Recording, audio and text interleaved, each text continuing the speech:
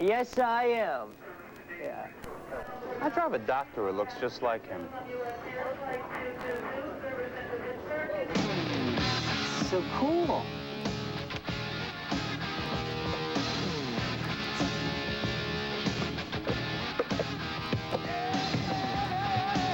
This is great. Keep going. Hey, Billy Packer. Hi. Do you have Prince Albert in a can? Hi. Grant Hill, please. Tell him this is his coach. Is this Jason Kidd? Jason, baby. Hey, forget about the pros. Why don't you transfer over to Duke? Hi. Yeah, I'm calling for Big Dog. I'd like to leave a 5 a.m. No, 4 a.m. wake-up call. Yeah, no, it's okay. First time in a limo, coach? First time without my good pal, Bobby Knight. Think you're going to the Final Four this year, coach? Hey, aren't you Coach Krzyzewski? You mean Krzyzewski? Yes, I am.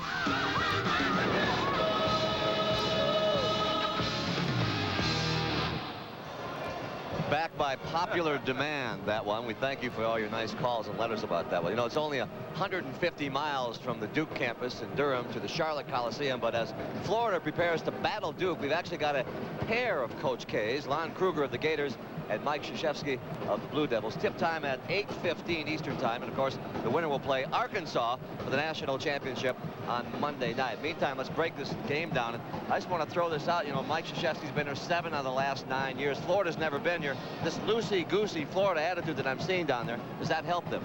Well, they're going to have the jitters. It took Barbara Streisand 25 years and $10 million to get over stage fright.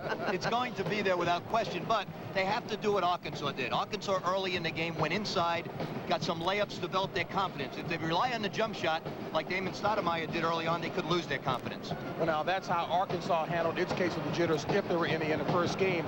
On the side of Florida, the inside game is really a game by committee, center by committee. What do you expect Florida to do? Well, the Clark is a big piece to the Florida puzzle.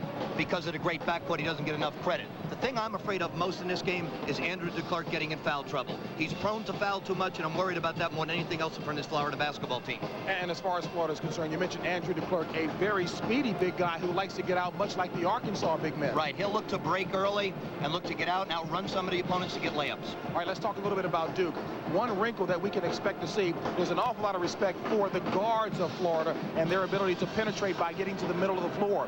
Duke will try to fan those guys. You've played Florida. Is that a very successful tactic? Yes, it is. And what Duke will also do is what we did with Travis Ford. We put our point guard on Brian Thompson. They'll probably do that Collins on Thompson, and they'll have Grant Hill guard Brown. And the reason that Grant Hill will be on Craig Brown is Craig Brown, that is a very streaky shooter. Grant Hill will try to keep him from getting into that groove. The big guys, Dimitri Hill. Again, Duke will try to turn these guys into the middle and receive some help. If, in fact, Dimitri Hill goes and checks Andrew Lang, then Duke will try to exploit the quickness. Is Dimitri Hill quick of foot to go outside of the block? No, he can't guard him. I think what you're going to see Florida do is every time the ball goes inside, they're going to collapse hard, force Duke to make the outside shot. Duke has the matchup advantage. They have so many situations that they can take advantage of in this game, and Florida does not. I think Florida's going to say, if you're going to beat us, let it be from the outside. All right, we'll find out what happens. All right, gentlemen, you know, the Gators basketball program began to grow in stature over the last 2 seasons. Ironically, just as their big man on campus began to shrink. His name is Dimitri Hill, and the weight off his shoulders is now a burden on his opponents. Well, Dimitri, actually came to us about 350. During the season, he's been playing about 285. Want to make fun of Hill's bulk? Go ahead. But remember, Dimitri's already heard it all. What kind of names do you think they may lay on you out here because of your size, I guess big boy or wide body, something like that. You don't care, right? No, it doesn't bother me. I am the way of the future. The future is bright for Dimitri. He's only a sophomore, and his game is getting better and better. He relies on a variety of shots, including dumb meat hook. Yet for all his savvy, at every press conference, he's asked the same old stuff. Mr. Hill, what is it you like to dine on so much, and what is it that you've cut back on to become so slim and trim?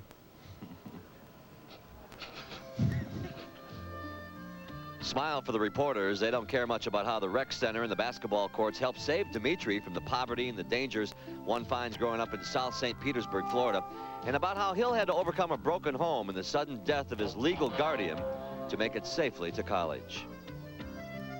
Growing up, it was very rough. I mean, you know, drug-infested neighborhood. I was just like right next door. There's a lot of drug trafficking going on, and it was just something I was just fortunate to get away from. Hill's escaped those mean streets, and now the way he plays, the way he looks, the way he mugs for the camera, reminds folks of an earlier round mound of rebound. He does a great job of getting balance, getting the position that he wants. And the jump hook is pretty much an unstoppable shot if it's used the right way. And he does a terrific job with it. Got any advice for Demetrius? Hey, just take it at the big fellas. There it is, one yes I am. Coming up, Florida and Duke. We'll send you back to Jim and Billy when the Final Four continues on CBS after a message from your very own local station. See you later.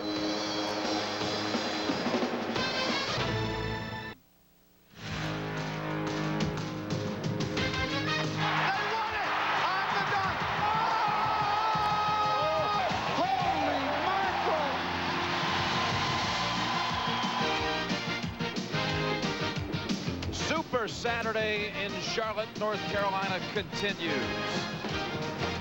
The second semifinal. It'll be Florida against Duke. Arkansas awaits the winner. The Razorbacks having already defeated Arizona 91-82. Florida and Duke next. And welcome back, everybody, courtside. Jim Nance with you. What we have here is the most dominant college basketball program in the last decade. Duke in its 7th Final Four in 9 years against a Florida program that has never been to the Final Four until today. Let's show you the road to the Final Four for these two schools. First, Duke coming out of St. Petersburg in the Southeast. Texas Southern, Michigan State, 12, 11, 10, and 9-point margins of victory with Purdue, the final victim to get here. Florida won the East, a squeaker over James Madison. This was out of Long Island, and then they beat Pennsylvania. On to the regional final in Miami, UConn in overtime, and beat up on Boston College by 8 to advance here again for the first time ever. All right, Billy Packer, we had in the first game Corliss Williamson, a star player, but Grant Hill certainly one of the real stars of college basketball, and he's been here before. Well, Jim, when we talked about this tournament getting started, we talked about Donyell Marshall could put a team in his back, Glenn Robinson, and we talked about Grant Hill having that same capacity. He has not failed in that occasion in regard to bringing this team to the Final Four. Driving on the inside, great rebounding, outstanding defensive play, tremendous all-around player. Here's the crossover dribble and finishing off with a dunk. One of the nation's best. People just now finding out about this Florida backcourt, including Dan Cross. What about him? All SEC performer, just a junior, outstanding scorer, and they put the ball in his hands in all the key situations. He has the ability to pull up for the jumper, shoot long range, and when the clock gets down under 10 seconds, expects Florida to clear out with a little 1-4, put it in Cross's hands, and he has been able to deliver all year long. An excellent backcourt performer. All right, it's Duke and Florida, and the starting lineups are coming up in just a moment. CBS Sports coverage of the 1994 NCAA Basketball National Semifinal game is sponsored by Chevrolet, the cars and trucks 36 million people depend on every day. Genuine Chevrolet. UPS, now introducing the Worldwide Express on-time guarantee. And by Doritos Tortilla Thins. All right, let's get the Packer checklist. What to look for in game 2. Now, Jim, inside, I think Parks and Lang going to have to dominate inside, score twice as many points as Hill and DeClercq. On the other hand, Cross and Brown going to have to do that to the Duke guards. And then you have a situation of the 3 C's, somewhere Capel, Collins, and Clark. If Duke is going to prevail, they'll have to have 18 points and keep their turnover level down to 5 or less. And then Grant Hill, the complete package. We talk about, can he put them on their back and carry them? We'll see early. Time for the starting lineups. Let's send it over to the public address announcer, as always, in the Final Four, Frank Fallon. Welcome to the Charlotte Coliseum for the NCAA National Semifinal game between the Florida Gators and the Duke Blue Devils. And now let's meet the starting lineups. For Florida at a forward, a 6'10 junior from Clearwater, Florida, number 55, Andrew DeClercq.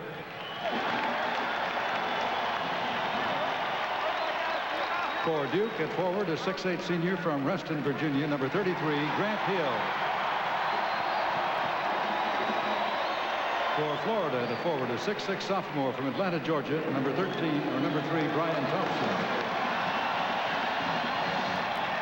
For Duke at forward, a 6'8" senior from Mobile, Alabama, number 21, Antonio Lang. For Florida at center, a 6'7" sophomore from St. Petersburg, Florida, number 35, Dimitri Hill. For Duke at center, a 6'11" junior from Huntington Beach, California, number 44, Cherokee Parks. For Florida, the guard, a 6'3" junior from Carbondale, Illinois, number 12, Dan Cross.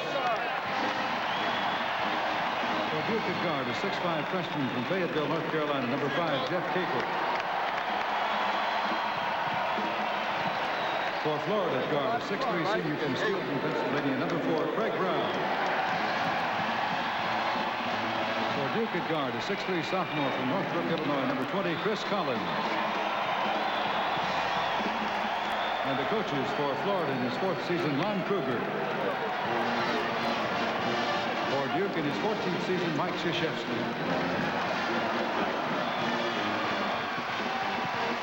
So the battle of the Coach K's about to begin.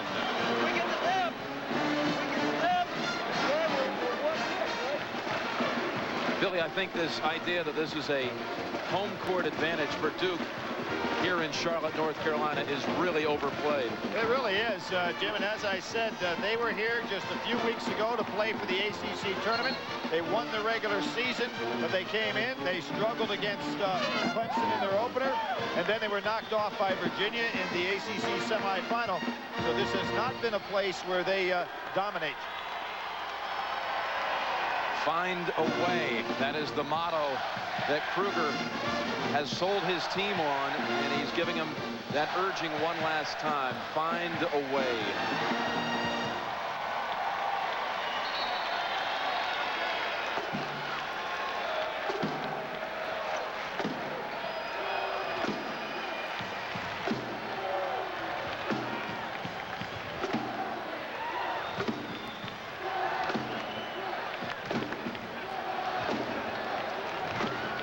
Jim Stupin from Cypress, California. David Livy, San Diego, California. Ed Hightower from Alton, Florida.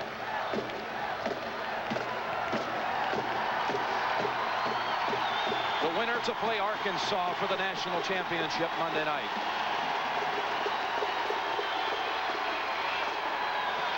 Parks back to Collins, and Duke gets underway with Capel. Let's see the matchup. It looks like it's Brown on Hill. And DeClerc reaches right in, commits the foul on Parks. Jim, I thought that matchup would be Thompson to guard Grant Hill. And then maybe it was just a switch. Let's look for that early. DeClerc and Parks actually went on a recruiting trip to Duke together when they were in high school. DeClerc was told that he was probably 6 or 7 on Duke's list, the likes of Glenn Robinson, Chris Webber, Cherokee Parks, and Mike Krzyzewski's wish list. He says, hey, I can't blame him. One guy's already in the NBA, and probably 3 or 4 other guys that signed with him will be too. Exactly, and to be 7th on a list with a coach he said was honest to me that they were only going to take 5 meant that somebody had to pull out for him. Cherokee Parks liked the visit, though. He signed as soon as he got back home. He was ready. Blocking foul on the baseline against Capel. Dan Cross, a tremendous penetrator. He's got the body. All SEC performer. Non-shooting foul, is it? No, they're going to say he wasn't the act of shooting. There's a little confusion. Well, you know, Capel was ready to guard him. We haven't had many foul shots that have had a defender on the foul shooter. So give him 2 at the line, Dan Cross.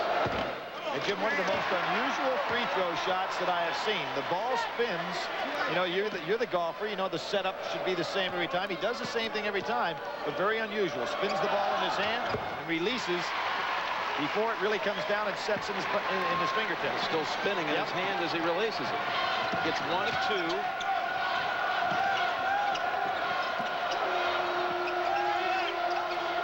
Going inside, trying to play over the top of Dimitri Hill is Cherokee Parks.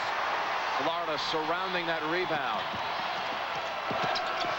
Cross driving, firing, Lang with the rebound. Ahead to Hill in the middle. The big difference in the Duke team this year. Normally, Bobby Hurley would be the guy in the middle, and then Grant Hill could go ahead and be the finisher. This year, he has had to be the guy on the point. Took away a lot of his slashing, finishing ability.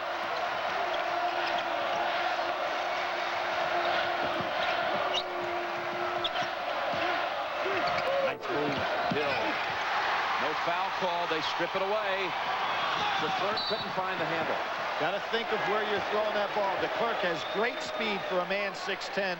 Terrific defender coming off the great game against Boston College. But he really, that was almost an impossible catch. Willie Mays style over the top of the head. Back to the days of the say hey kid, but DeClerc is not that kind of center field. Collins. And a real key for Duke. Does Collins get off to a fast start with his three-point shooting? That's what they're counting on him for. He's made only 1 out of 13 in the last 3 games from three-point land. Long rebound to Hill. No field goal in this game so far. Trailer is left. Time for Duke. Well, those two guys have played together for 4 years. There's Bobby Hurley. Normally the guy, as I said, would be in the center of that break. Grant Hill doesn't do a bad job himself. Called against Florida. We've seen a lot of dunks at the Final Four by Antonio Lang in his career. Jim, here's two fellas that are used to playing with each other. The timing was absolutely perfect on the trailer play for Antonio Lang. Co-captains.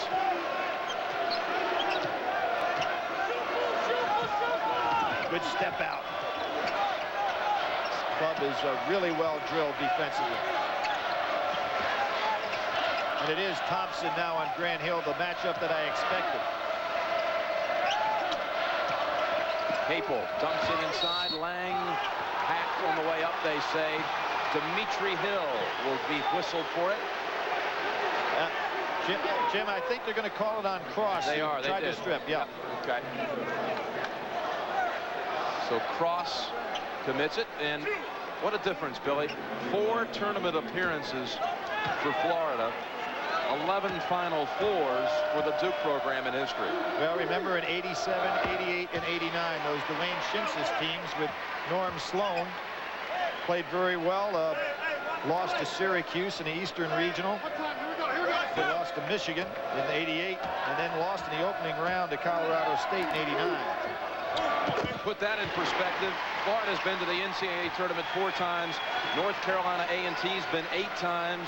Tennessee, Chattanooga 6, Furman 6. You know, programs that you would think wouldn't have as many trips. Well, the reason for it is obviously Kentucky dominated the league for so long, and there's Dimitri Hill using that body of his, the wide body, and I won't put him in the class with Corliss Williamson as far as a talent and doesn't have the height, but he uses the body to extend the defender, gets off the floor quickly, has soft hands and quick feet for a man that's 270 pounds.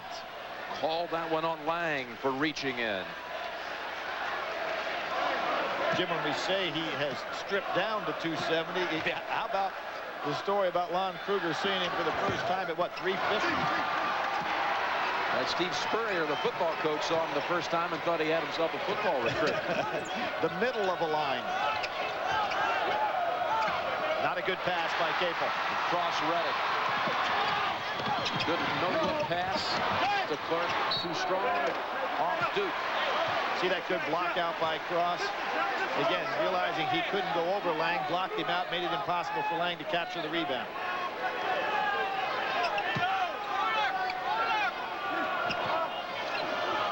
Duke zoning out of bounds.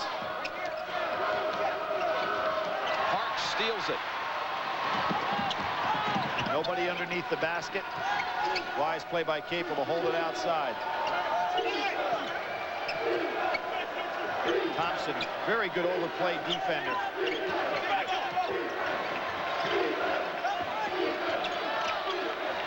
Parks really wanting it. Hill held them up for a while, and then Parks too strong. DeClerc coming over to double team Cherokee. He's got to recognize that somebody had to be open.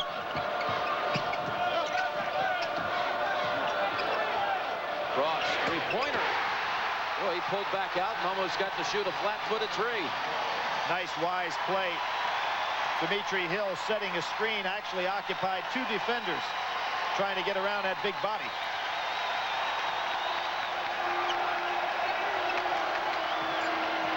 DeClerc stepping out again.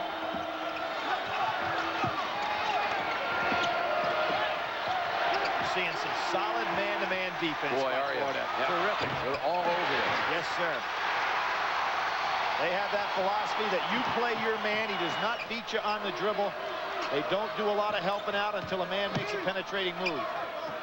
Hill outside. DeClerc slaps it up off the glass, and Parks clears it. The other thing that Florida has is excellent defensive balance. When a shot goes up, tough to break against them, and Duke is not a good fast-breaking team. Again, not a natural point man out there for Duke. That was pretty pure right there, huh? Well, Grant Hill just setting him up. Thompson expecting him to drive a little further.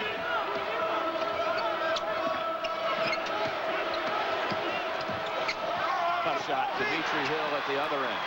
That last basket by Grant Hill moved him ahead of Jeff Mullins on the all-time scoring list at Duke in the 9th place.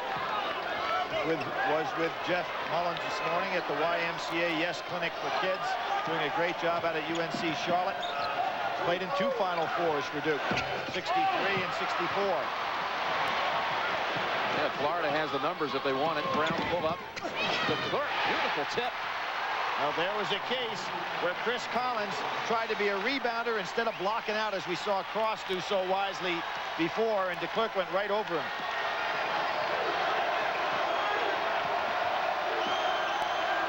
Looks like right now Duke expecting Grant Hill, another good step out that time by Dimitri Hill. Three-pointer. Well, we talked about the total player, and he has not yet started to work on the inside. The three-point shot is something he only attempted 3 times his first 2 years in college. That's right. This year, almost 100. And again, primarily because he was the finisher on the break and played in the low post. There's the meat hook. And not the shot, if you're Lon Kruger, that you really want. They can get a better shot than that, and particularly to employ Brown to get some shots for him, coming off the big game against BC. Ooh, they had Parks cutting through the lane. DeClerc got a hand on it. DeClerc right over Lang and one. Referees tell him to calm down a little bit. But DeClerc, with a great speed that we talked about early on, able to finish off on that break. This is the second on Lang. Lang was up there, but DeClerc too strong.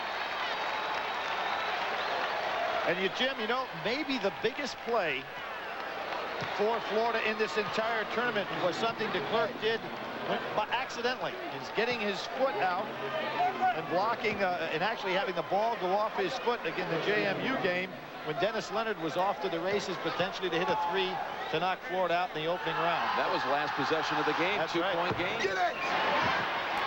Long rebound to Hill, and now pull up. DeClerc. Florida giving Duke one and done. Anderson just in off the glass. That's Jason Anderson, 6'4" sophomore from College Park, Georgia. Just drops off slightly from what Thompson gives them as a defender, but brings a lot more offense to the table. Eric Meek, Marty Clark have come in for Duke.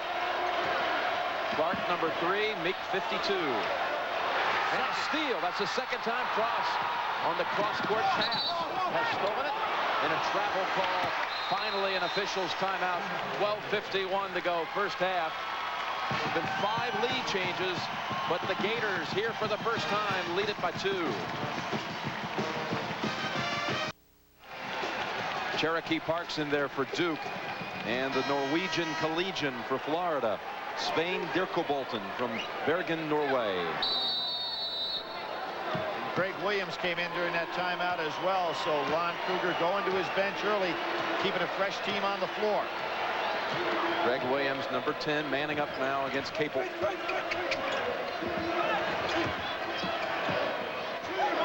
Cherokee Parks being pushed around in there, but Lon Kruger can afford some fouls off the bench in the low post. They brought in the low post, the other part of that Scandinavian skyline, Marti Kwiesma. Duke has not had any semblance of a half-court offense so far because Florida's defense has just shut them out.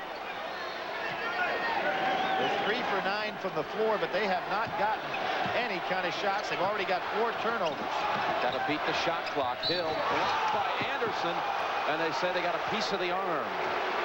Anderson. Well, like I said, Anderson gives up a few inches from what Thompson gives him, but he doesn't fall off much defensively. This club, Jim, was #1 in defense in the SEC this year, 3rd a year ago, and 1st the year before that. So fundamentally, we saw Arkansas, how well they can play. This club led their league, the SEC. Hill, the MVP of the Southeast Regional, and all ACC, but he was 1 vote shy of being unanimous. I would love to know who did not have him first team all ACC. And obviously All-American as well. Yeah. How do you not vote him all ACC? Well, you know, there are some people, you know.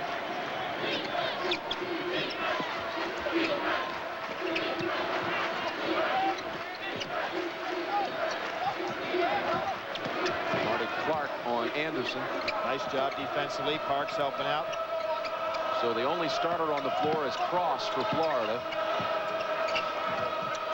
Nice patience by Florida. But now they get the ball with it under 10 to Cross. He's the finisher. Good shot. That's a 2-pointer. Jim, they call him the delegator, and he does that. You'll see him just have a sense when that clock gets down around 10 that the ball is in his hands.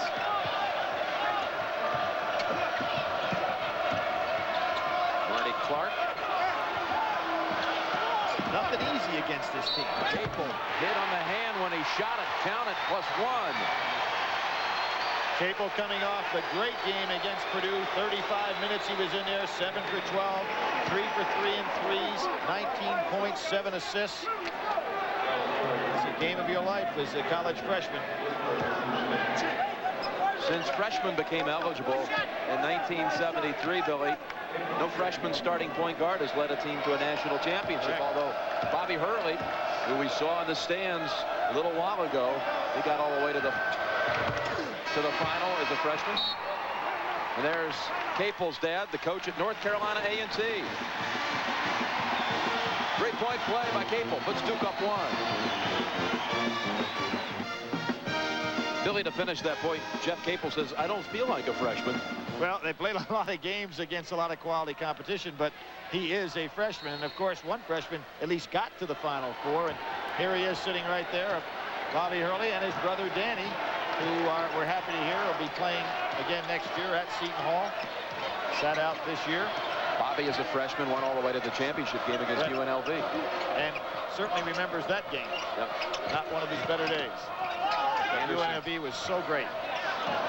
Williams saved the backcourt violation. Here we see the step out. Duke doing a lot of the same things that Florida does defensively as far as their fundamentals are concerned. Marty Clark called for reaching in on Kwiesma. And Jim, so we don't get any calls. There'll probably be somebody, particularly down in this state, that will say there was a freshman guard that led a team to a national championship, but you were talking about point guards. Exactly. Point guards. Of course, we're referring here to the guy that may call in, talking about Michael Jordan. He was just a freshman at the time, back in '82. Kwiesma from Helsinki, Finland.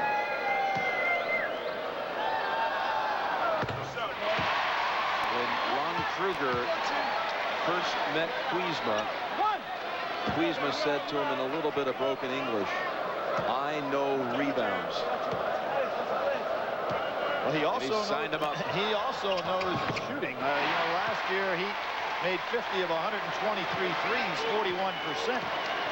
so he can stroke it from out there, and free throws as well. Yep, seventh lead change already with the 2 free throws from Kuzma.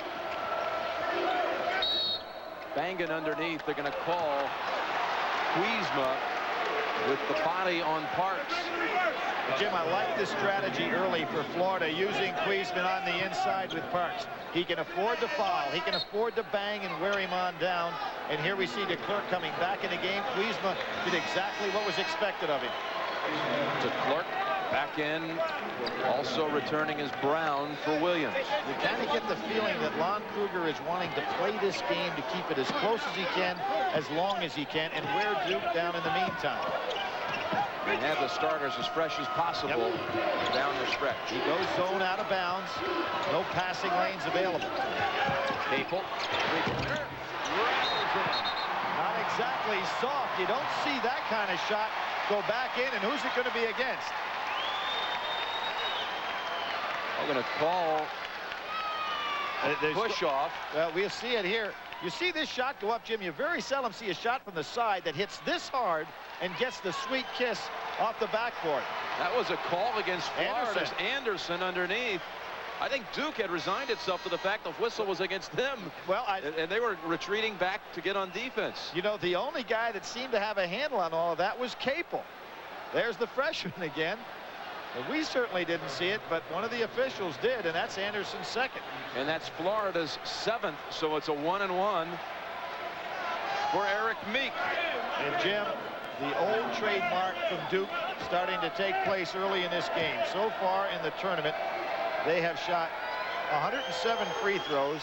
The opponents have shot only 54. So they've doubled the output. They've made 78. Imagine this, Duke in 4 games has made 78 free throws. Their opponents have only shot 54. They're getting the line often and early already here today. That is the 9th attempt already for Duke in the game's first 9.5 minutes. Back to the original starting lineup is Florida. Cross three-pointer. Boy, he's on early. Perfect rotation on the shot. Clark did not get out there. He's too dangerous a scorer to leave that wide open. DeClerc reaches around, makes the steal.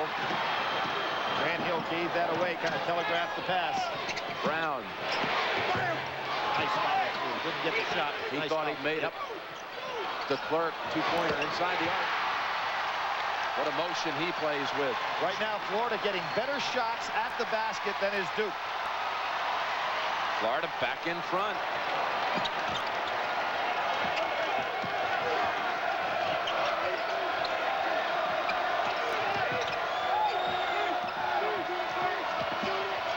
Grant Hill. Someone got a piece of him. I think Grant Hill is way beyond his years in terms of his ability to draw the foul. As soon as he felt the contact, he let the ball go. It was almost incidental, but he drew a two-shotter here.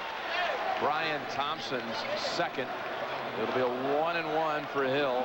Part of that senior success with Lang and Clark.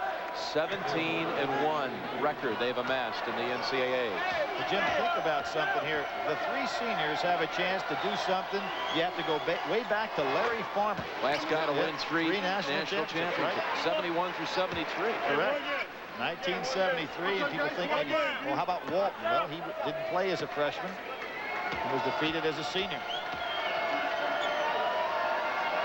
And Kareem, who we saw earlier watching the ball game, of course, not only was involved in 3 championships, was 3 times the MVP. Playing way out on Cross. Cross will take Collins if he's that far away.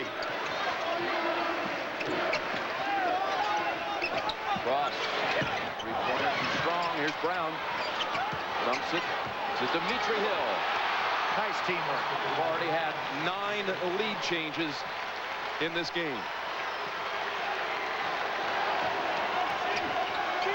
Grant Hill will have a hard time beating a guy like Brown that far away from the basket.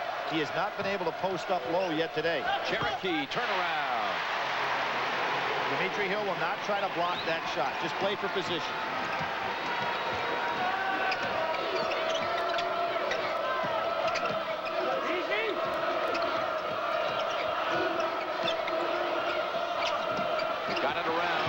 Demetra banks it home. Had a little soft that was a beautiful hook action shot on that, huh? Not only did he have good deployment on the low post, but he realized Grant Hill was coming across and still got it up. Grant Hill at the other end. That may be his favorite shot. Driving it to the foul line, pulling up for the jumper. Back and forth we go. 11 lead changes. You see Crossy straddled across the lane. He was actually putting his good ear to Lon Kruger so he could hear what he was saying and still beat the 10-second count. Boy, he rubs off Hill. He'll set some screen, doesn't he? You're not going to move him around too much. There they double down on Hill.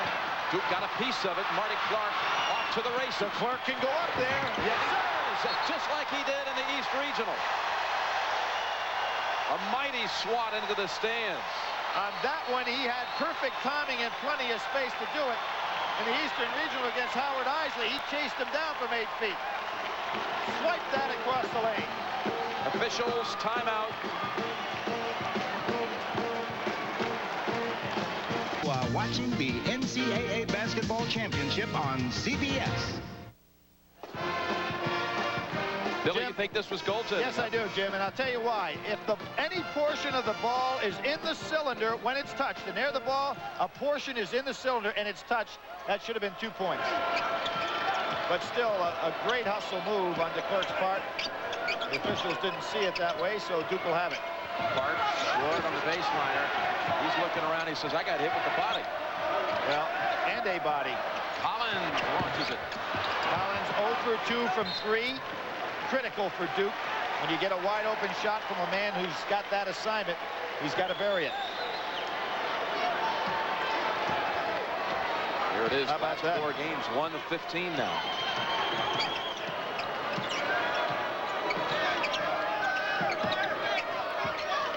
Somebody's open.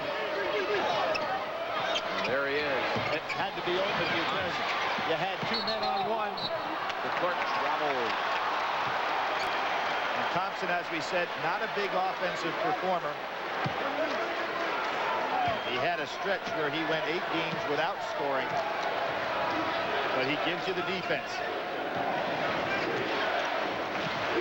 I'm really surprised that they haven't put Hill down in the low post and try to feed him down there with Brown on him. Marty Clark drains a 3-pointer. Jim, Clark has been totally ineffective down the stretch here in the NCAA tournament. Did not score in the last 2 games. Collins almost got the steal. Ross lays it up and draws the foul. 2-shot situation. That foul called, I believe, on Lang. And that's number 3 if it is on Lang. Lang's going out, and Jim, Duke is going to a 3-guard. Well, Marty Clark can move up to play it forward, but the 3 C's are now in the game, and we talked about how important they are to Duke. For somebody to step up out of that group, neither as a unit or individually having the big game. That was the 3rd on Lang, so he's out. And Dimitri Hill replaced by Svein Dirkeboulten. Game very much as anticipated. The game would probably be played in the low 60s. Neither team gives up many easy baskets. Ross from Illinois actually shot some hoops, just practicing with Chris Collins of Duke during the summer. Yeah, they talked to each other on the phone about getting to the Final Four possibly. They matched up some. There's where I thought Grant Hill would operate, down and low. 3rd time today. Steal by Thompson this time. Thompson to the rack, and Clark got him on the arm. Oh, they call me this intentional. That's ridiculous. That'll be 2 shots. Yeah, Marty Clark went for the block. 2 shots plus possession for Florida. You see him going directly up here for the block, makes a very nice attempt for the block. Got a lot of the ball, too. Sure, this is a terrific play. No business calling that an intentional foul, not even close. Watch this right here. Almost makes a great block. Thompson will shoot a couple, and Florida will bring it in. Jim Thompson, just a 47% free throw shooter. Gets one. Florida 5 out of 10 from the line. So you have an interesting situation. DeClerc blocks one down at the other end, very similar, gets a clean block, and not only does Duke not get a clean block out of it, they end up getting an intentional foul call. Clark was involved in both plays. Here's Thompson. Beautiful pass. Backdoor cut. DeClerc with that 6'10" height went right over the top of the defense. Florida on a nice run. They tied it at 29.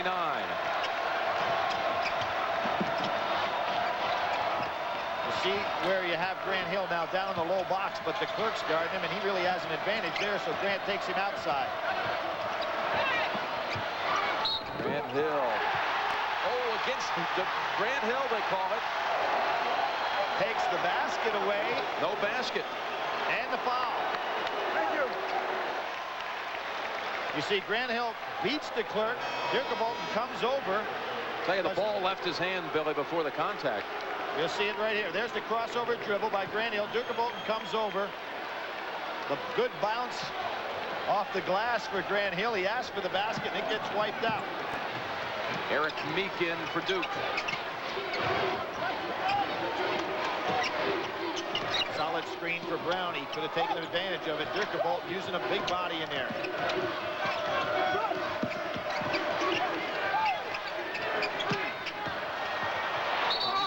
Underneath, travel.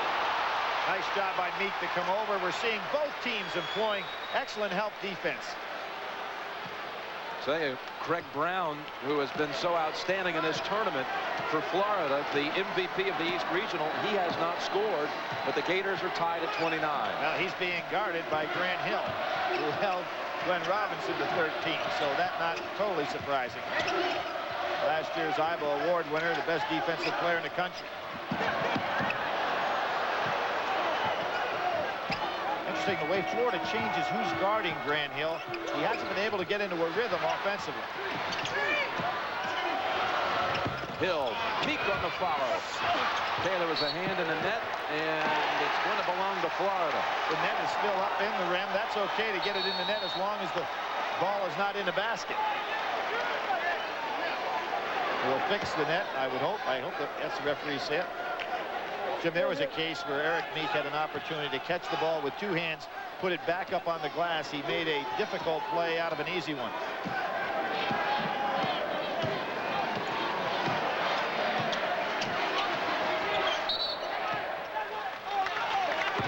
Game's being called very tight now on the inside. Push-off call against DeClerc, his second. And in for the Gators, Dimitri Hill, along with Marti Kuzma. See the plays on the inside, setting good screens. DeClerc moving well when he wrapped his hands around the backside, but that's kind of a touch foul. DeClerc very disappointed with it, and probably well should be. Meek will go to the line to shoot a 1-and-1. Florida over 50%. Look at this. 7 ties, 14 lead changes. Duke's biggest lead was 4. Florida's largest lead, 2. 1-and-1. Meek earns another one. Jim, that field goal shooting percentage. Michigan State, although they lost to Duke by 9, shot 58% from the floor against Duke. Of course, a big difference in free throw shooting. Duke with 25 for 33 from the foul line, and once again, that's the way that they stay in a lot of games. Anderson has returned to the Florida lineup.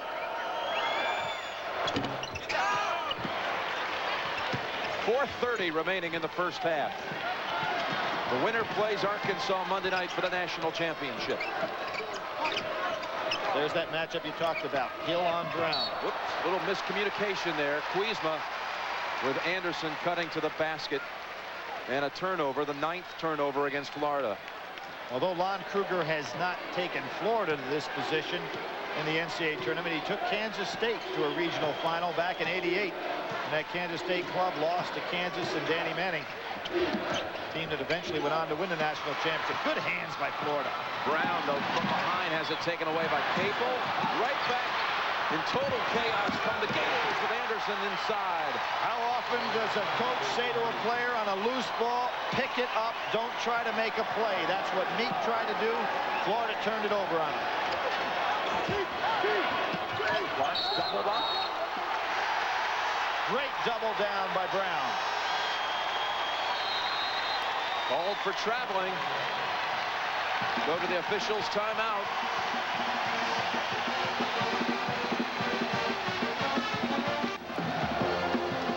Jim, you talk about a lucky 7 every once in a while. Here are 7 touches of the ball. Nobody gets it. Brown slapped away. Meeks slapped away. Meeks slapped away.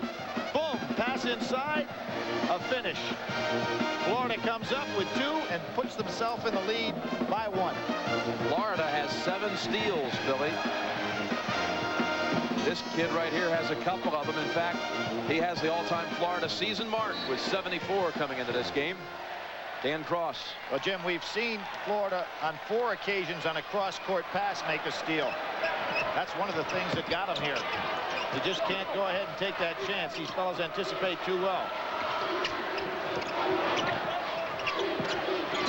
Capel reached in to strip it.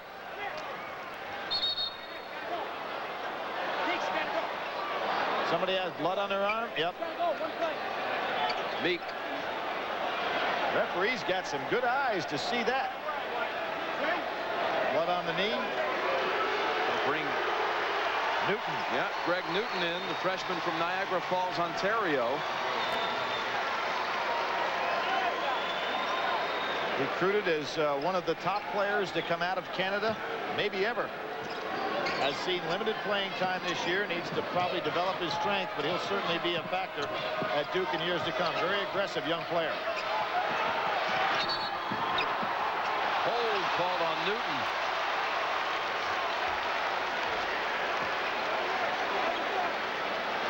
Pretty tough to take the ball away from those hands. He has that odd combination of soft hands and yet strong hands. And as I said, Corliss Williamson is a better player, but they both possess an unusual ability for men that size and that strong to have quick feet and soft hands. Dimitri shooting a 1-and-1. He says he likes Charles Barkley's attitude on the court. He isn't afraid of anything. He's an intimidator. And I tell you, this size. Well, to give you an example, Jim, we talked about the way he plays this game. He only has 5 block shots in the year. I mean, here's a center with a #1 defensive team in the SEC with 5 block shots. He's a position defender. He's given Florida its largest lead, a 3-point lead with 3 minutes to go first half. How about Brown looking for help behind? Capel with the left hand. There's Hill with the rebound. Anderson will pull it back out instead of challenging Grant Hill. Kuzma in the lane.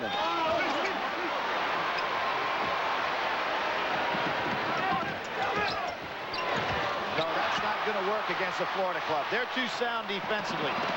Ross. Oh, the referee never saw the play. It was goaltend that time, so I guess it's all fair now. Collins, three-pointer. Park saves it. Beautiful save. And they snap it over to Hill on the other side. He wants some of Hill. Newton. Second foul on Newton in a hurry. Jim, I think what happened to the official here, nobody expected Grant Hill to get a piece of this. He goes up, ball on the way down. Referee is ridden right out of bounds. That ball's on the way down. See, it hit the board on the way down. But Grant Hill is unbelievable. We have seen him, remember, as a freshman in the Kansas game, that incredible dunk that he made? Started the game that way. Over the top of the backboard, down in one motion. Voted in Blue Devil Weekly, the all-time dunk in Duke history. I guess that shows you the degree of Blue Devil Weekly. Florida now increasing that lead, got a chance to go up 5.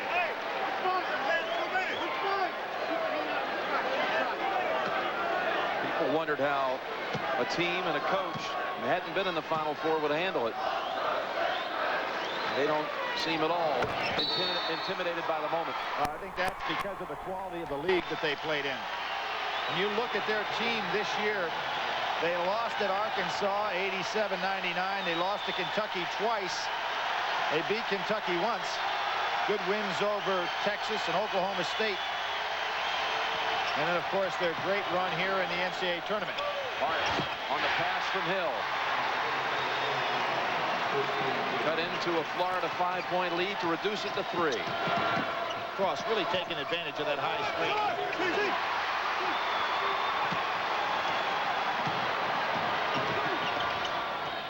Capel on the wing, 3-pointer to tie. Long rebound to the Gators. Long rebounds are all going to the Gators. They're beating Duke to the spot.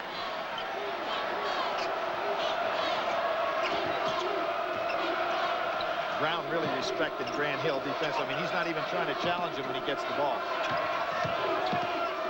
Anderson quickly to the basket. Boy, he got right by Capel. He has 6 off the bench.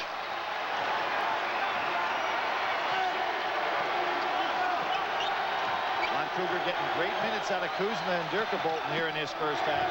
Capel. Nothing falling for Duke. Nice run for Florida. Dirkabolten brings down the rebound. Now trying to increase the lead.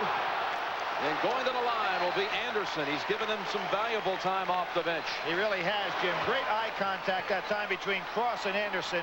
Cross saw him much earlier than this, and Anderson didn't go for the lob, so Anderson kept moving without the ball, knowing Cross would eventually get him.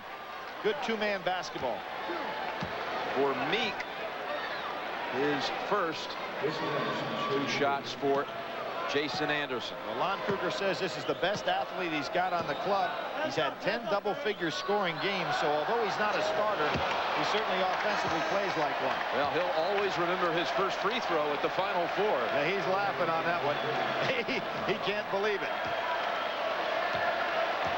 He looks back, and Greg Brown says, hey, that's okay. A little word of encouragement. Sophomore back to the line for one more. Guarantee that one gets going. Yep. Bring back in Brian Thompson. So they give up a little offense, but they bring back Thompson for the last minute to play defense. And defense has been the name of the game during this run for Florida. Florida's largest lead of the game now, 6 points.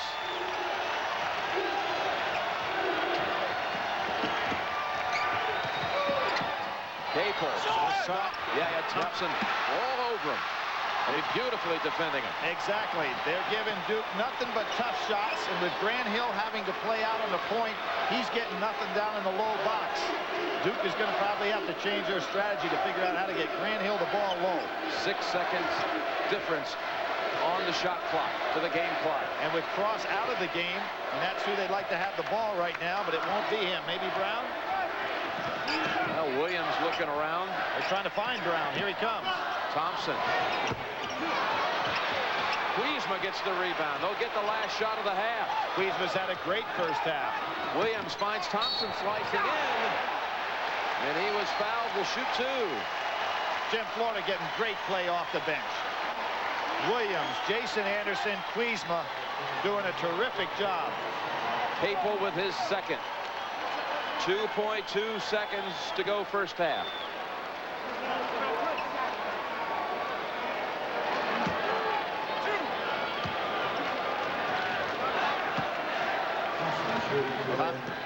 They held their spring football game down in Gainesville today, and as Craig Brown says, we might have been known for our football teams in the past, but now I think people realize we play a little basketball here too, and for everyone who hadn't seen them until today, the nation knows it now.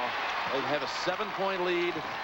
Duke will get picked off here before the half on that pass. Brown, they say nope, wouldn't have counted anyway. Duke made only 2 of its last 12 from the field, and the Cinderella Florida Gators have a 7-point lead at the intermission. CBS Sports exclusive coverage of the NCAA basketball tournament will continue after this message and a word from your local station. CBS Sports coverage of the 1994 NCAA Basketball National Semifinal game is sponsored by Pizza Hut, who reminds you that any time's a great time to stop and smell the pizza. The people at Nike, who encourage you to just do it. And by AT&T, we help put your world within reach.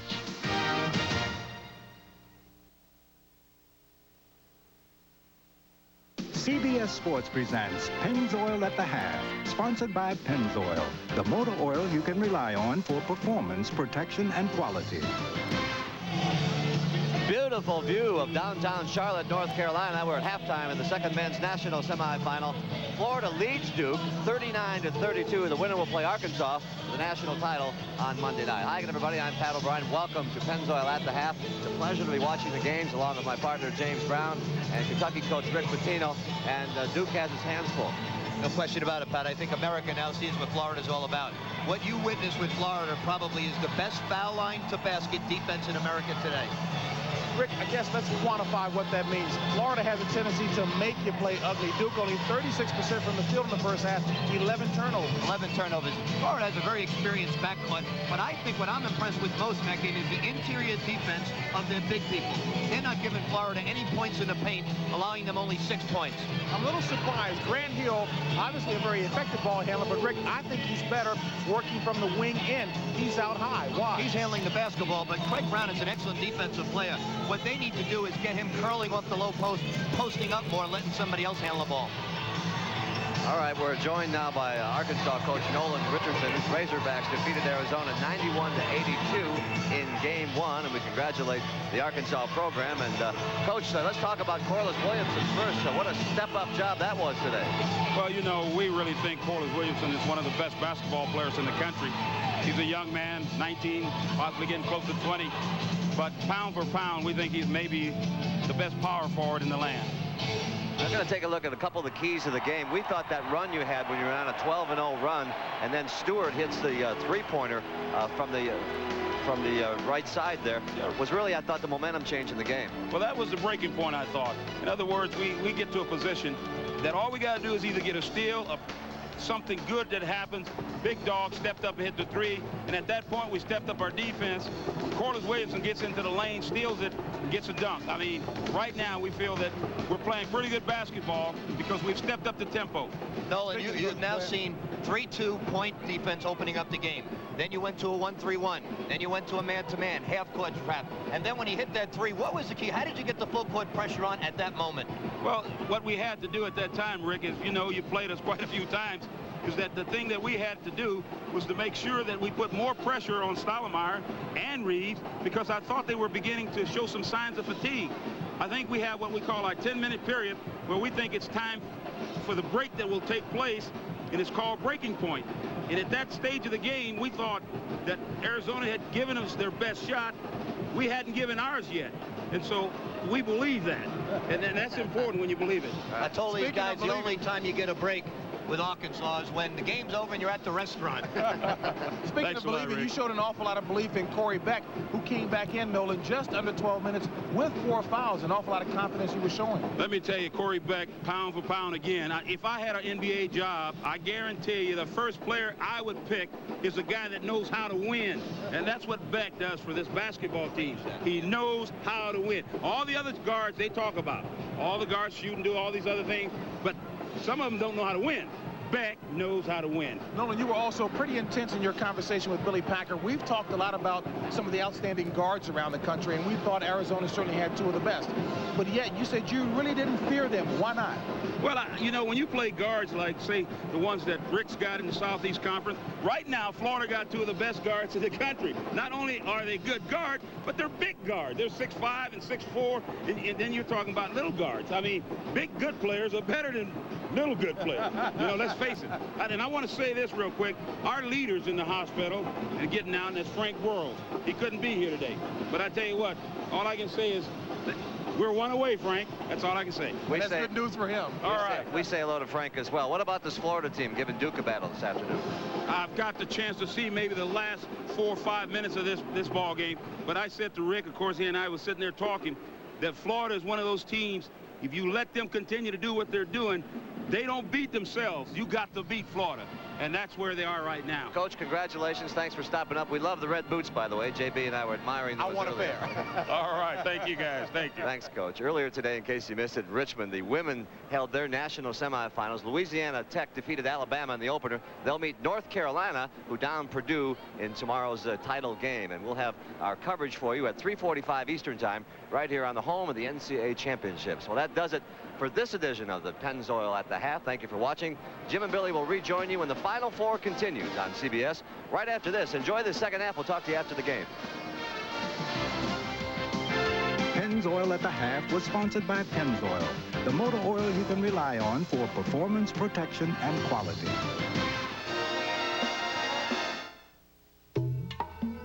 Once in a while. Toilet paper, toothpaste. All new Tom. We got most of that stuff Wednesday. Well, Billy, here was your checklist before the game, and let's take a look halfway through it. Well, take in mind that Florida's winning the game. 2 points, double the points on the front line. Parks and Lang over Florida. They're not doing it. Florida's almost doubling it on Duke. Big advantage Florida in that regard. Cross and Brown double the points on the Duke guards. Well, not quite double, but almost. So a big plus for Florida right there. And that's Brown without scoring in that half. Exactly. You know? Brown has not scored. Now the 3 C's from Duke. I said 18 points and no more than 5 turnovers. They're holding their own. They're right on schedule. 9 points, 2 turnovers. Grant Hill, the complete package. Well, today he is not exactly the complete package. 11 points, 2 rebounds, fine. Doing a great job on Brown defensively, but 6 turnovers, not a stellar performance. Florida in the lead, and you can see why. Our coverage of the NCAA basketball tournament will continue after this message and a word from your local station.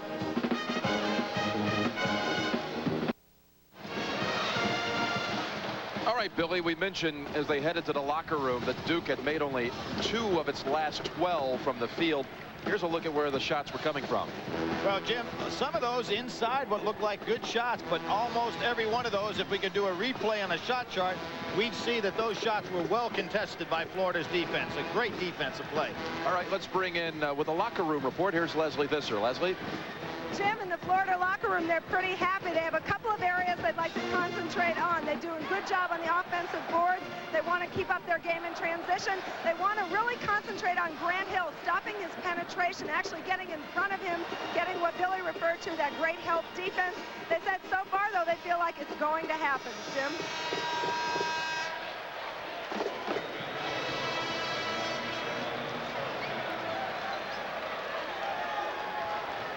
What do you expect we're going to see here, Billy, second half? The first thing that Mike Krzyzewski has to figure out is how to get some good looks for Cherokee Parks and for Grant Hill. Grant Hill has spent an awful lot of time in this game trying to orchestrate the offense as opposed to being part of it.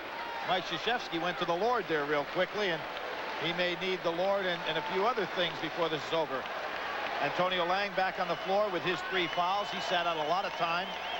And if you're Lon Kruger, you just have to like the way your team played. They're a solid basketball club. They got great production off the bench. They're in the lead without this man right here being an offensive factor.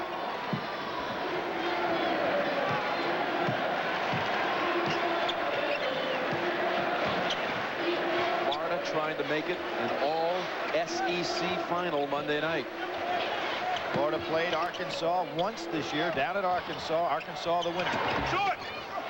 There's another offensive rebound. Hill open. Florida now with its largest lead of the game, 9-point advantage. And picked up by a good solid rebound inside by Thompson. Nothing spectacular. This club's like a baseball pitcher that gets everybody out, and the guys go back to the bench saying they don't have anything. 8-ball. Rebound Florida. And the way that Florida plays close to the vest, Duke cannot afford to get down much more because you don't make big runs against a team that plays this solid a defense. Ball kicked by Hill. Do keep in mind, though, that Duke has been down 10 points twice in the NCAA tournament, to Marquette and to Purdue, and they came back to win those games. They're down 9 here, first minute of the second half. Cross came back to meet that pass, almost got away from him. High-low, Dimitri Hill posting up down inside again.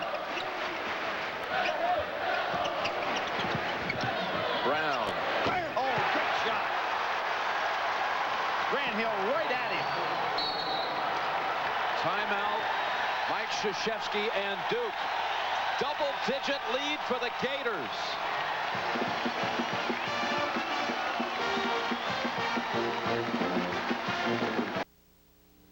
CBS Sports coverage of the 1994 NCAA Basketball National Semifinal game is sponsored by Toyota. I love what you do for me.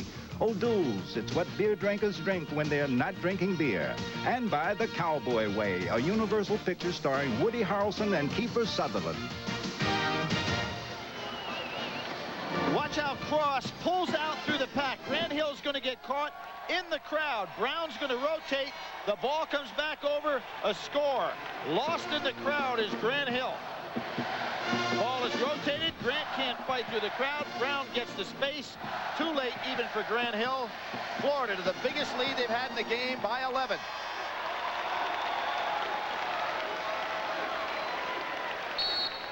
Duke down 11. We mentioned twice they'd been down 10. They came back to win against Marquette and Purdue with those deficits. Jim, I like the fact, though, that Mike Krzyzewski didn't wait for any TV timeout. He had to get their attention in a hurry. Florida in a position to blow this thing open. And right in front of the coach, off the fingertips of Capel. And it went over Mike Krzyzewski's head, and he never moved. Duke has made 9 field goals and committed 13 turnovers. I think they've got to try something new offensively to get moving, and that would be to put Grant Hill down low inside. To Clark. Everything coming up for Florida. Second time he's nailed it from there. Two-pointer. He has 8. Grant Hill down inside. Going to a low 1-4 now. Hill. Three-pointer. He's the answer, Jim. They've got to get him the ball and get him the ball low. He spent all day out at the top of the key. He can be defended much easier out there.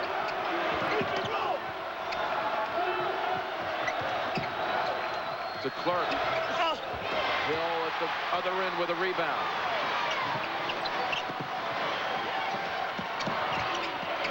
Cross bats it right back to him. Boy, this defense is great. We'd have to fight for everything. Lang misses the lay-in. Right back up, he'll go to the line. Thompson slapped him. And Jim, going back last year to the NCAA tournament in the loss to California, Lang played 30 minutes and did not score. Today, Tony Lang has not been effective. And we talked early on about how the front court of Lang and Parks would have to double the front court of Florida, and they haven't gotten it done. Well, he had 4 points in the first half, but had to sit out half of the first half. Played only 10 minutes because of the 3 fouls. He'll shoot a couple right now.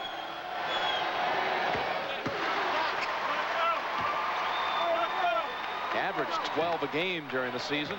That came off a 19.5 rebound game against Purdue. Made 7 of 13 from the field that day.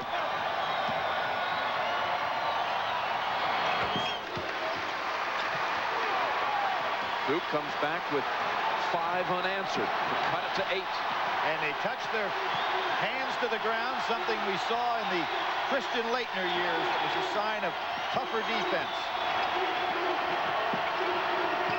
There's that motion offense of Florida. The Clerk just manhandling Lang inside. Under 10. Here's Brown. And he gets his own miss. Anderson lays it in. Second huge offensive rebound, Jim, in the second half. The first one by Thompson led to a score, and that one by Brown. Bill kicks it out, Collins to Capel. Wide open. Parks.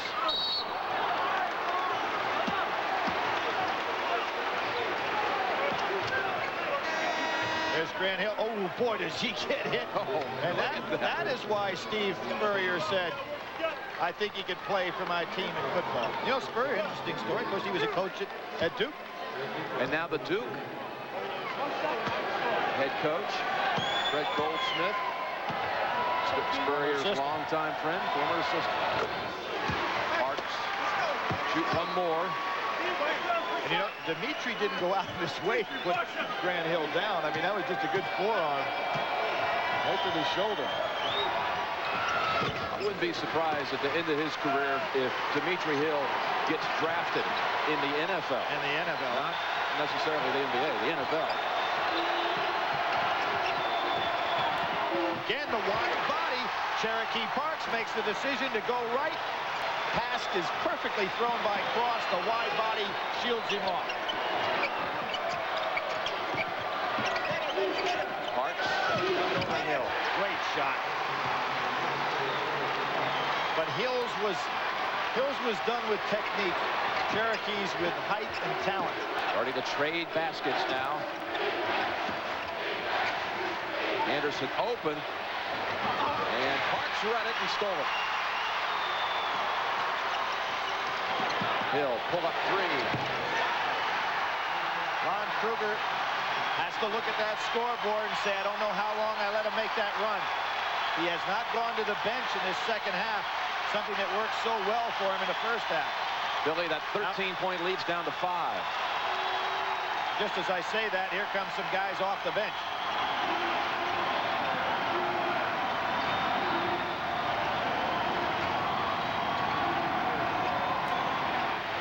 Hill. Duke gets the chance to cut into it even a little more. 7 unanswered, they've scored.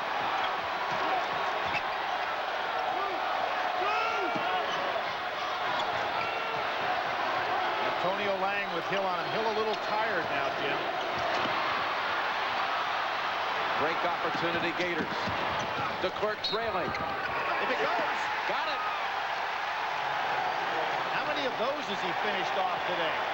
Excellent hands and, of course, that great speed. He's starting to lose control of it as he went up with it, but... Yeah, he loses it maybe twice, Jim, on this play. And again, Cross. Excellent pass. 1, 2, 3. Let's try it. Yes, he did. That was the 3rd touch he had on that one play. Almost got it pinned against the front of the rim and got a chance to re-grab it. That almost looked Nice like. There play. it is. This kid. Jim Calhoun at UConn says DeClerc plays every position like it's the final possession. That is, final possession of the game. That kind of intensity. Another offensive rebound opportunity. Doesn't go. Lang wanted the lob. Dangerous pass. Batted away there by Dirka Bolton. Not a good decision by Capel. Would have had to have been absolutely perfect. You notice how Florida starts their guards down in tight in all that mass, and then they pop out. Cross. Surprised at the shot selection at this point in the game, Jim. Florida was getting great shots, running their offense perfectly. Last few times down, they've taken shots that were a little suspect. Collins has come in for Capel. 14:25 remaining. 51-44 Florida. Greg Williams in. Jim, sometimes Duke making a big run like they have, and they've got to be a more tired team, particularly Grant Hill and Cherokee Parks, than is Florida. Florida's been able to rest their guys, particularly early in that first half. I think Florida's the fresher club.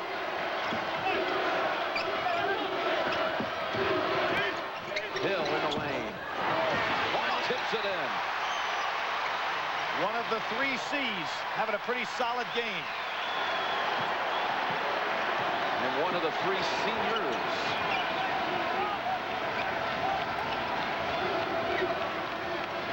Well, he was important in another semifinal game to get them there when they beat Indiana as he hit those free throws in the last minute or so.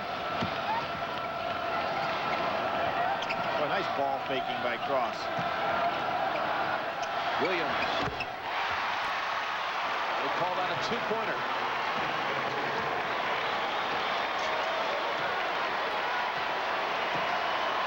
Again, Grant Hill spending a lot of time, Jim, out here 25 feet away from the basket. 2-pointer. Chris Collins, 1 of the 3, but it's a 2. Foot on the line. Anderson anticipating that Grant Hill would try to drive by him.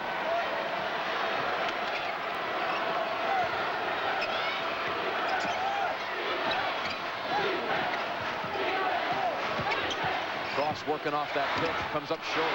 Offensive rebound. Under the basket, out to Collins. Clark coming down the far side. Collins, good move. Chris Collins for 2. Excellent move. He was looking to make the pass first, instead took it all the way. Lon Kruger up off that bench, trying to slow his club down, realizing they're not getting as good as shots as they've been getting for a while. Duke looks a little zone here.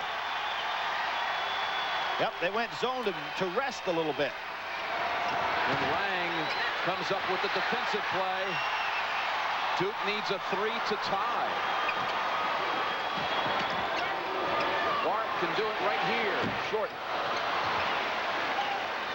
Clark snaps it over to Williams. And they're going to call Clark for the push-off. Did not take Duke very long, though, Billy, to bring that 13-point deficit down to 3 as we see Clark pick up his 3rd. But Jim, even though they've made a tremendous run here, you're looking at a fatigue factor. Even if it may not be fatigue for the rest of the game, but now you try to get your second win when you make a great run like this. Lon Kruger has been able to patiently sit over there and say, okay, make your run. I'm going to have a fresh club come out and play it. Some subs have come in. Marti Quizma for Florida. Eric Meek for Duke among them. Brown's back in. Hill with his famous hook. Coming up short.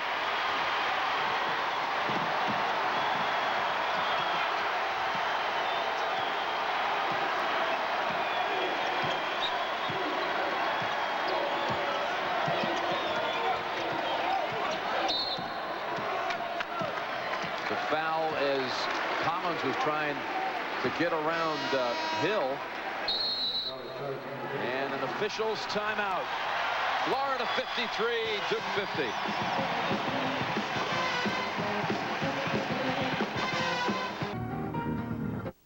Beautiful host city of Charlotte, North Carolina. I'll tell you, if there is a finer facility, basketball arena than this one, I haven't seen it. It is spectacular. It just sparkles here. Duke on an 18-8 run to get back within 3 and with possession. Florida goes to his zone for the first time in this game. 2-3.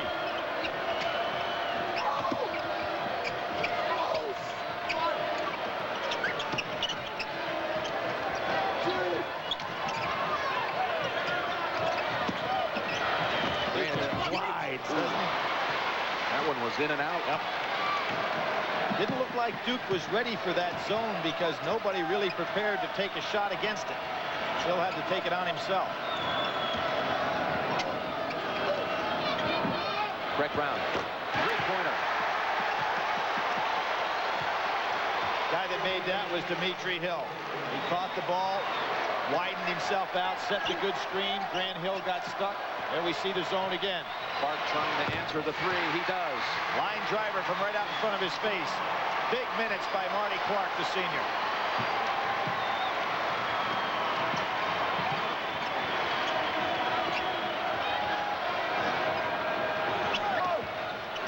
Hill on the blocks. Brown. Last touch by Meek. Brown was starting to lose control of it.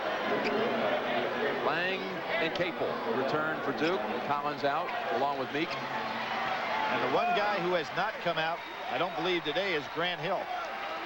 Jim, I think back almost, 20 years ago today, the UCLA-NC State game in the semifinals, one of the greatest ones ever played. Bill Walton's club getting beat in a double overtime game. I was looking at that stat. Walton played all 50 minutes, as did Monty Tao and Mo Rivers for NC State. So some guys were tired that day. Look at the offensive rebounding. Swatted away by Parks, but Florida gets it back. They had some chippies underneath. And he'll want that ball right back. Slaps his hand, say, come on, guys, I'm open inside here.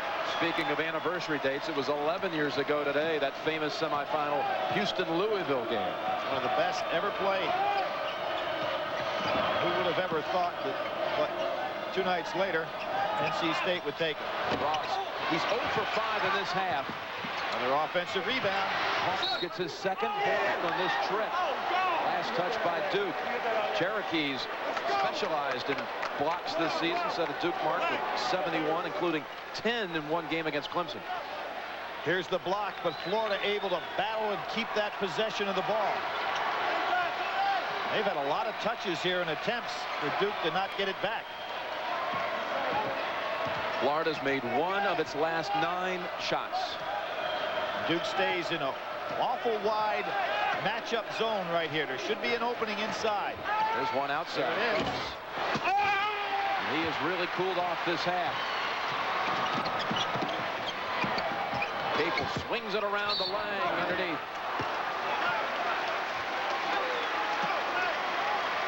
I wonder how long Lon Kruger will stay in his zone. Now, we haven't seen Duke really have a chance to attack. He came out to give him a little bit different look. I think there's 2 different reasons why the coaches are going zone here. I think in Mike Krzyzewski's case is to slow down things a little bit, let his club rest somewhat in that zone. And Lon Kruger's, it was just to get a little different look.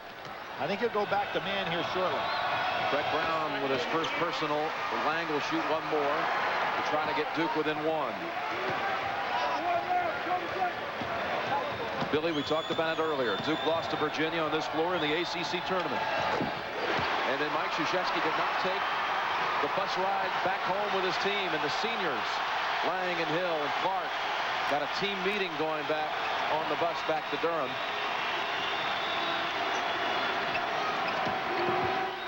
Great strip. Clark got it. From behind. Terrific block by Marty Clark. Hill, 3-pointer. Grant Hill did not follow his shot. He would have had the long offensive rebound. It's been 1 and done for Duke, and Florida doing a much better job on the offensive boards. That was a shot, though, Billy, for the lead. Yep. Duke having come back from 13 down in this half. And they get out of their zone, go back to man-to-man. Brown dumps it to Kuzma. Kuzma maybe trying to take a shot there that's not in his repertoire. Florida's shot selection has changed in this second half. First half, wait, the ball was in the hands of the right guy at the right time.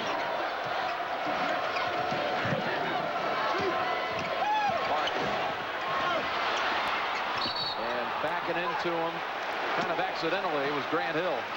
And he's called for his second. And again, Dimitri Hill showing those powerful hands of his. Hard to strip him. Andrew DeClerc returns.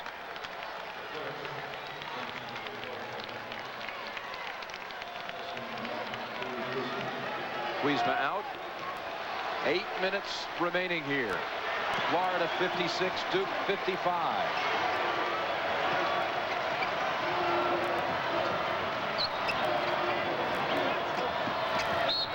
Hill and 1. Oh, he loved it in there.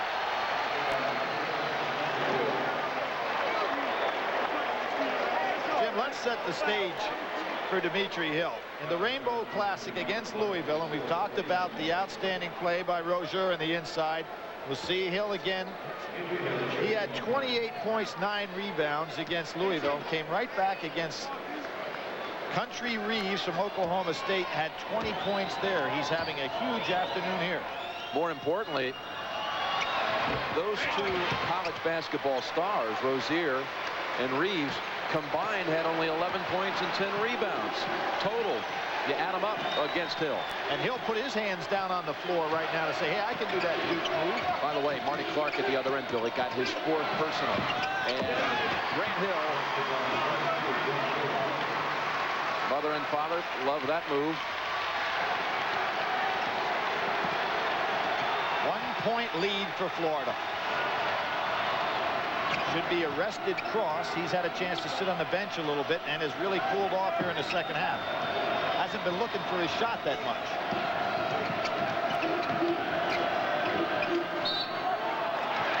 Going the other way.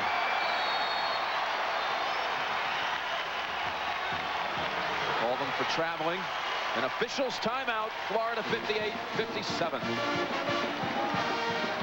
While watching the NCAA Basketball Championship on CBS. 7:11 remaining. Jim Nance, Billy Packer. Shooting-wise, Billy. Well, Jim, in the first half, Duke, as you can see, only shot 36%. In the 5 games they lost this year, they shot under 41. They're coming back right now with a big second half, 50% shooting. Florida doesn't give up 50% very often. When Duke shoots 50% for the game, they're 13-0 this season. Tell you another interesting thing. Florida has shot 20 free throws, Duke 19. In the 5 games that Duke lost, as opposed to their great free throw shooting percentage normally, the opponents have shot more fouls than they have. So Florida on track. Lang with the move.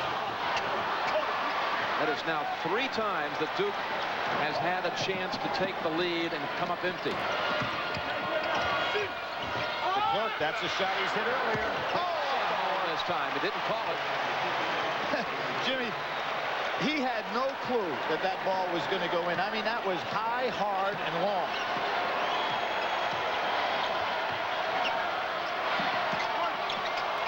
Capel. Don't get the other end, Billy. And Grant Hill doesn't touch the ball on either possession where Duke has a chance to take the lead. It's not a good idea. Really quick with that one.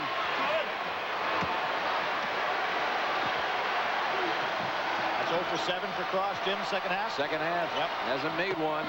Lang got position, lays it in. One of the few times that DeClerc did not beat his man to the spot. And Parks got it into him. Notice how the Florida guards bury themselves down in the pack, and then they bounce out, picking up all those screens they can on the way. Inside, Hill. Boy, he made some good moves. Great spins out. Duke ball. Hold on. I think the referee missed that. That ball was touched. Not by Duke last, but by Marty Clark last. You see it right here. A nice change by the official. How about that footwork by Dimitri Hill? Thought he was going to make it. Yep. And here you'll see Marty Clark's going to get a piece of this last. There it is. Clark has 4 personals. DeClerc gets so excited even when an official makes a call. He pumps his fist into the air. Well, that was nice teamwork by the officials. One had a better look. And reach around on Cherokee. You know, one of the things about guarding Dimitri Hill that must be tough for 7-foot centers is you never have any practice against a guy like this. You know, it's one thing to say, okay, we're going to work on interior defense, and you work against another man about your height. But he goes out there with such a wide body, he catches you on his hip. Only the first on Parks.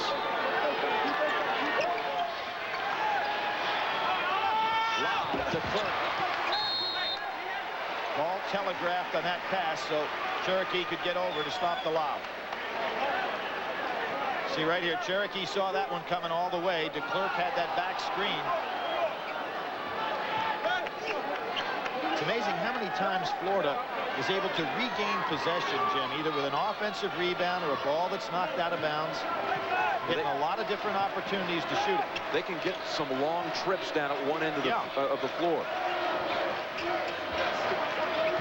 Parks goes out too far on Thompson. He's not a guy who's going to shoot from there. Wow. That one went into the second row. And when we talk about offensive rebounding today, Florida, Jim, doubling Duke. 15 offensive rebounds to 7. And again, Duke with a chance for a tie or the lead. That's one reason why Florida shot more free throws. And now they put the ball in Grant Hill's hands. So 4th time, Billy, Duke in this half to take the lead. This time they do it, Grant Hill. Well, I wondered why they didn't put it in his hands the first time. Marty Clark saves it, steals it, saves it. All of a sudden, and you see Lon Kruger standing up telling his guys to calm down. Florida making some funny judgments. They go 1-4 again. Cherokee. Big miss. He had exactly what Duke wanted on that play.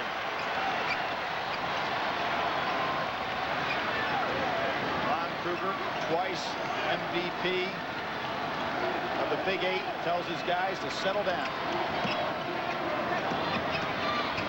Brown, tough shot.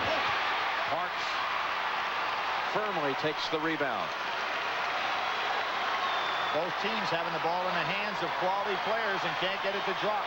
Florida, Billy, at the other end has made only 3 of its last 16 from the field. Duke with the 1-point lead, looking to add to it. Got a piece of Hill. Call it on Thompson. You think we'll see Grant Hill with the ball in his hands a little bit over the next 3 minutes? I think a little more than that, yep. He's got 23 points. Going to the... I'm going to say that was a shooting situation. He'll shoot a couple. It was funny yesterday in the layup drills, and most of the fans that come in free to watch love to watch the guys dunk. Grant Hill put on a spectacular exhibition, and he ran by us and said, you know, I'm getting a little too old for this. Kind of funny coming from a college senior of his stature, but you know, we may not see many college seniors of this stature in the future. And you've kind of, you know, just seen his career escalate and mature right here at the Final Four. From that freshman year, way short on that one. Freshman year where he slammed it home on that super dunk to the pass in the tournament the next year to Leighton. And you know what he said to Brown? Are you okay? Timeout called by Florida. How about that sportsmanship? They both hit the floor pretty hard. Hill 24 points, 13 in this half. Duke back in front. Each team has used a timeout and 2 fouls to go also on each side before it's a 1-and-1. The arrow belongs to Duke. Blue Devils with 4 starters on the floor. Hill, Capel, Lang, and Parks, and senior Marty Clark. Here's Florida. Florida's lineup right now. 4 starters as well, along with Jason Anderson for Thompson. Jim, Florida loves to go to Dan Cross in these big key situations. Great block by Grant Hill. He was wide open. Hill, after he blocked it, released. Yes. He was waiting at the other end, but no one saw him. Tough pass inside and taken back by Florida. Brown, three-pointer. Oh, he hit a big one here, too, just like he did at the regional. Florida in front by 1.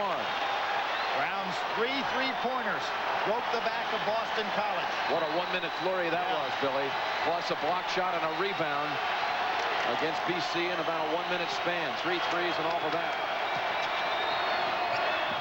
Capel, three-pointer. That's the 19th lead change of this game. Now the freshman comes back after making a play that throws it away. Comes back and hits a huge 3.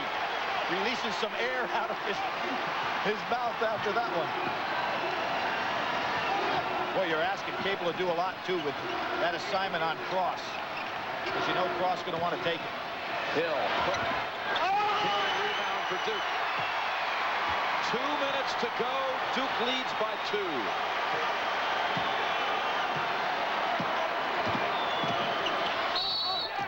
Anderson on the reach-in. And Jim, Duke, fortunately, gets 2 shooting fouls by Grant Hill because they are not yet in the 1-and-1. Amazing to see Duke University with 1:55 to go and a half, not in a 1-and-1 situation. Normally by now they're shooting 2. For Anderson, his 4th foul. This young man, Grant Hill, the first guy ever in ACC to have 1,800 points, 700 rebounds, 400 assists, 200 steals, and 100 blocks.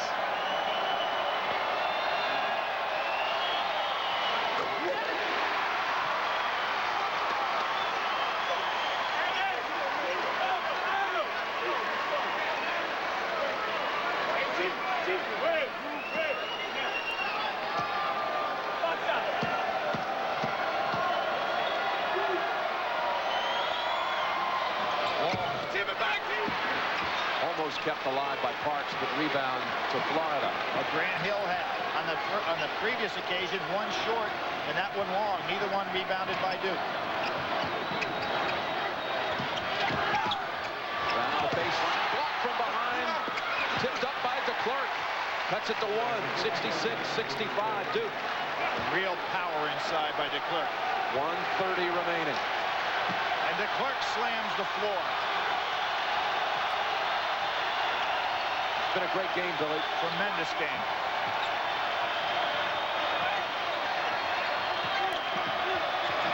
To the corner, Clark, jumper.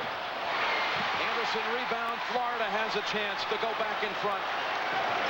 Then Duke on three-point shots is pulling way back and not getting any offensive rebounds because they're not closing the gap.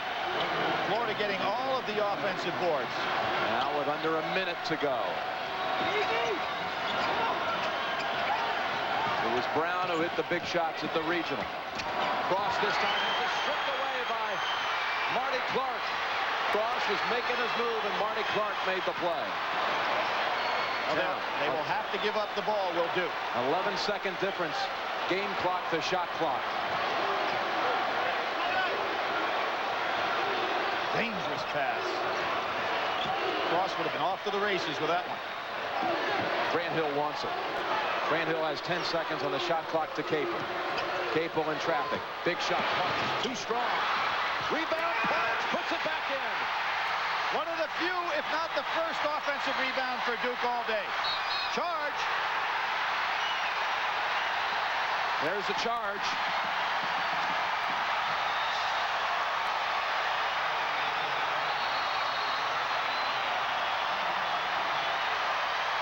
Timeout called by Duke.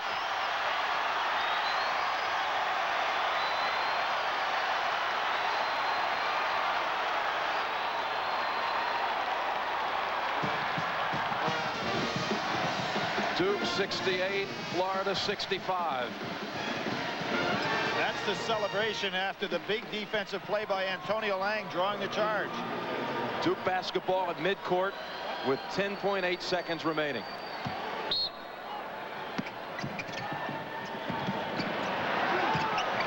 And smart play by Grant Hill. Get rid of the ball. Don't let anybody foul you. Keep away time.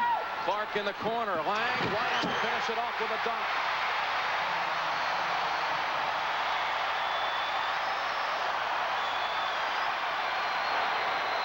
The Clark three.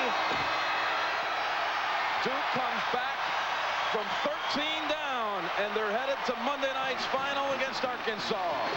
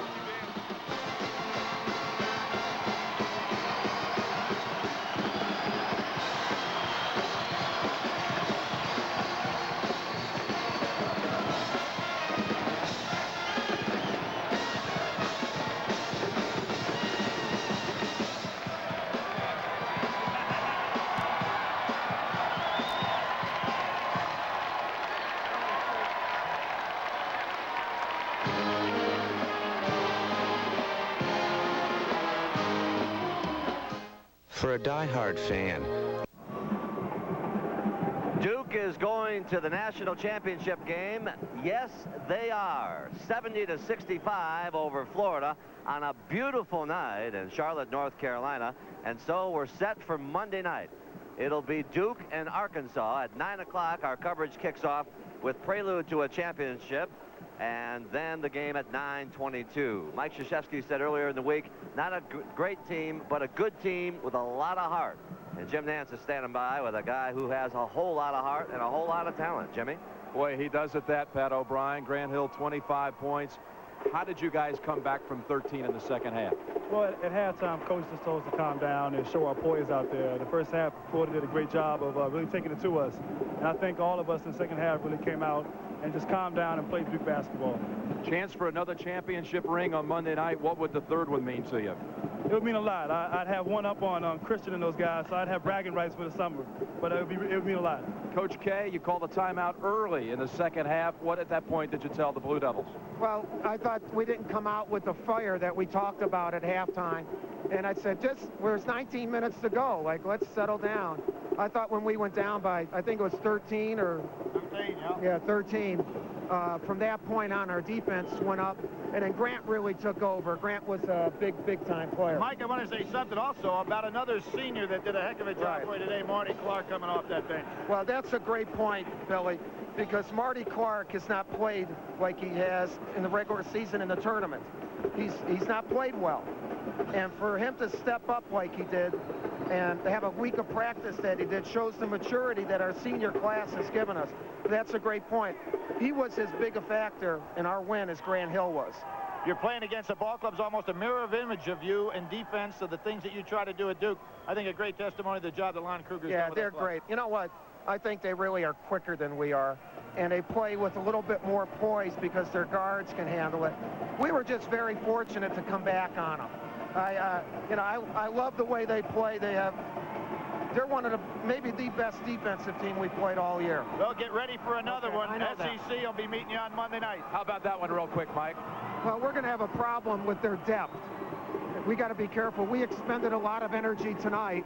We got to get these guys off their feet and stop this interview so we can get them some rest. We're getting hammered all day by you guys. You're out of here. I'll tell you what, he was off his feet, though. Pretty good airtime there for Coach K on that replay we saw.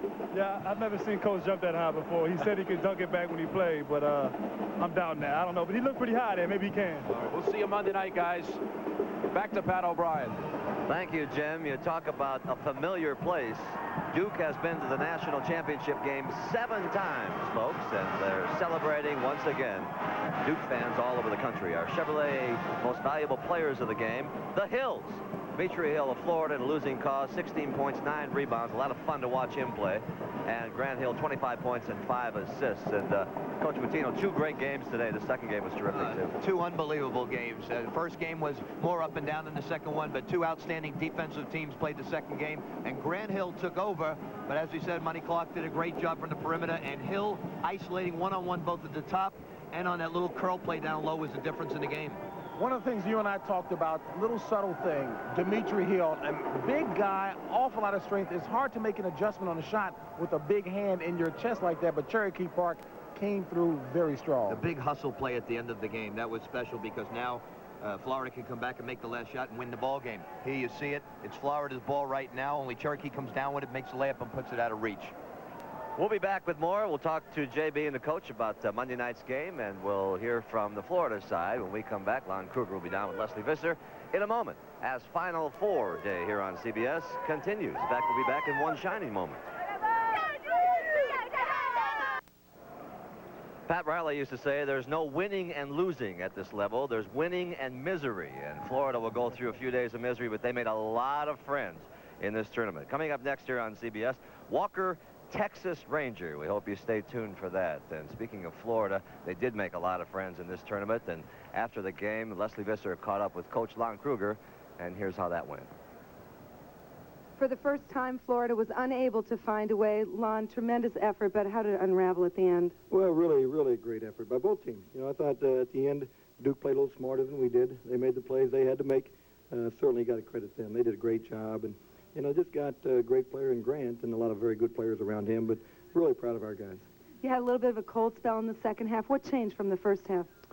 Well, I thought we went through a stretch there where we had trouble scoring, but you got to credit Duke again. You know, we'll go up 11 or 13, and then they turn it up a little bit, and we don't quite get the same look that we've been getting earlier, but, you know, what a good basketball game. You know, I'm so proud of our guys, you know, happy for Duke, but certainly disappointed for our guys, but we'll bounce back.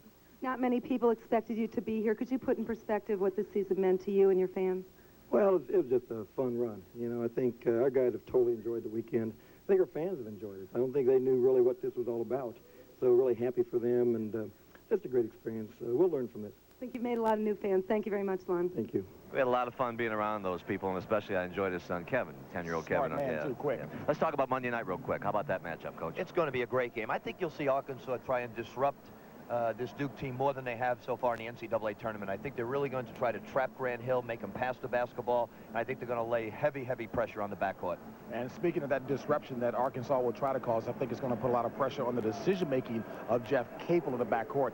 Chris Collins has not had a very good tournament since the first game. The fact that he sat down and Marty Clark played a lot, I think that's going to step up big. And, Pat, we have to talk about the bonding that we've done with this guy. Well, I was going to say, the last 2 weeks with you have been great. We know you have 2 assistant coaching jobs open. If I could be looking for work. Half of Corliss Williamson, you're both hired.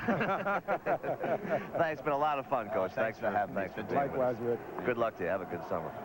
That does it, by the way, for this Saturday at the Final Four. We again thank Coach Rick Pitino for sharing his insights with us today. And let's set the lineup for the rest of this busy few days of basketball. Now, on Monday night, we'll be on the air at 9 o'clock Eastern with Prelude to a Championship. And then at 9:22, Duke and Arkansas will play for the national championship. We've made it to that. Now, tomorrow at 12:30 Eastern, it's the McDonald's All-American High School basketball game, followed by the American Ski Classic. And at 3:45 Eastern, the NCAA Women's Basketball Championship, Louisiana Tech against North Carolina. Folks, it's been a great afternoon and a great evening of basketball here on CBS. We've all enjoyed bringing it to you and providing you with the best seat in the house. Thanks for watching, and we'll see you over the weekend. I'm Pat O'Brien for James Brown and Rick Pitino, Jim Nance, Billy Packer, and Leslie Visser for all of us at CBS. Thank you, and good night, everybody.